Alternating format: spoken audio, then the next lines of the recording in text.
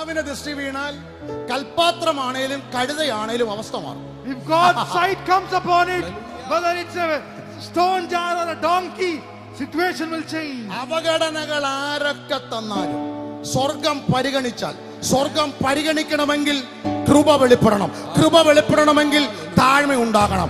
അങ്ങനെയാണെങ്കിൽ പരിഗണന ലഭിക്കും. അവന്റെ ദൃഷ്ടി വീഴും. ദൃഷ്ടി വീണാൽ അവസ്ഥ മാറും.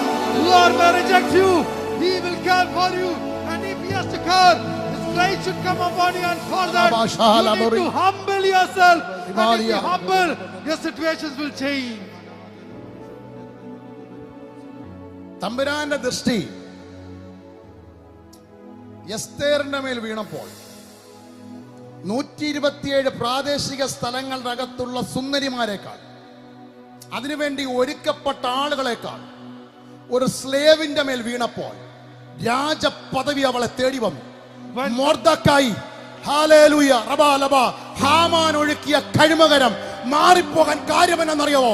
നിനക്ക് മുമ്പേ ഞാനൊരു എസ്തേറിനെ കൊട്ടാരത്തിൽ കയറ്റിയ, ഇന്ന് പകൽക്കാലം സാഹചര്യം മാറുന്ന നിലവാരത്തിൽ, അവസ്ഥ മാറുന്ന നിലവാരത്തിൽ, ചില നിയമക്കുരുക്കുകൾ മാറുന്ന നിലവാരത്തിൽ നിനക്ക് വേണ്ടി ചില എസ്തേറുമാരെ ദൈവം എൻട്രി ചെയ്തിട്ടുണ്ട്.